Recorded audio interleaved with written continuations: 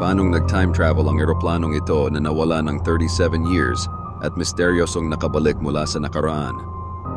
Noong 1955 ay lumipad ang Pan Am Flight 914 mula New York na patungo sana ng Florida na dapat ay 3 oras lamang ang itatagal. Ngunit nang ito ay dumaan sa Atlantic Ocean, ay nakakagulat na bigla itong nawala sa radar at hindi na natagpuan. Ipinadala ang mga rescuers ngunit bigong matunto ng eroplano na inakalang ito ay bumagsak at makaraan ay idineklarang tapusin na ang pag-iimbestiga.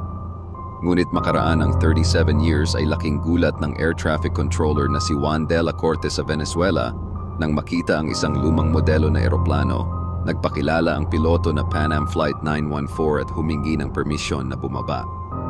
Nang mapagtanto ng piloto na ang taon ay 1992 at ang eroplano na kanilang sinasakyan ay 37 years nang nawawala, ito ay nagulat at sumigaw sa radyo. Pinatakbo muli ang eroplano at ito ay nawala na sa radar at hindi na muling natagpuan pa. Maraming spekulasyon at teorya ang nabuo ng mga eksperto. Isa na rito na ang Flight 914 ay nakaranas ng time dilation na isang teorya na ipinaliwanag ni Albert Einstein sa pamamagitan ng eroplano, o ang teorya ng Bermuda Triangle o ang mga nilalang na hindi maipaliwanag. Tingin mo, time travel nga ba ang nangyari? At paano nila ito nagawa?